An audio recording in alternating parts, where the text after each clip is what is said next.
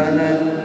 Ito rin po ay paalaala ng bawat tao ay may pantay-pantay na karapatan, pantay na dignidad, pantay na pagkakataong magbuhay, na may paggalang, pag-asa at pagkakataon. Ito ay pagpapatunay na ang kakayahan ay hindi nasusukat sa pisikal na kalagayan, kundi sa tapak, determinasyon at pusong hindi sumusuko.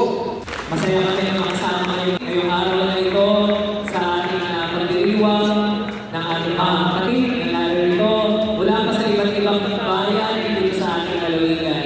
Asahan po ninyo na patuloy kami ng ating gobernador na nakaalalay, pagmamahal at malasakit sa mga kapatid natin mga PWDs sa ating lalawigan. Sa buwan na ito, sineselebrate po natin ang National Disability Day. At alam ko na kahit tayo may nagpapansanan, hindi po malaki para po tayo ay hindi mamuhay ng maganda, marangya at maayos dahil alam namin na kayo po ay ginagawa ninyo yung inyong mga kakayahan para mapaganda ang inyong buhay. Patuloy po itong naglalayon na bigyang pagpapahalaga ang mga kapatid nating persons with disability or person with special needs. Kaakibat po nito ang unti-unting pagpapatupad ng mga batas para sa ikabubuti ng inyong sektor.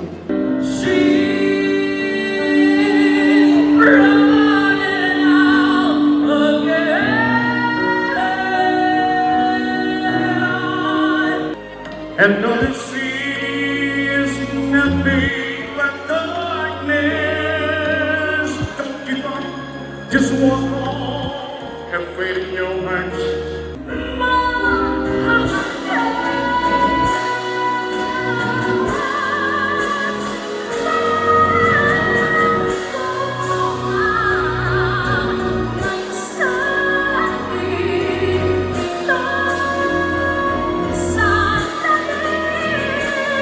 Ito yung reminder sa bansa na tayo ay dapat tinitingnan ng pantay-pantay, ginagalang ang bawat karapatan ng bawat PWD.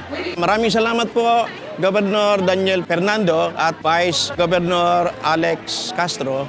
At hindi niyo po pinapabayaan ang mga PWD na mawalan po ng pag-asa na katulad po namin ay patuloy niyo po kami inaalalayan po.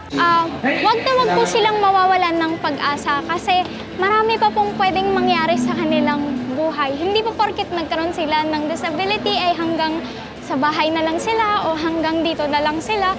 Palagi po nilang tatandaan na nandyan si God palagi para sa kanila.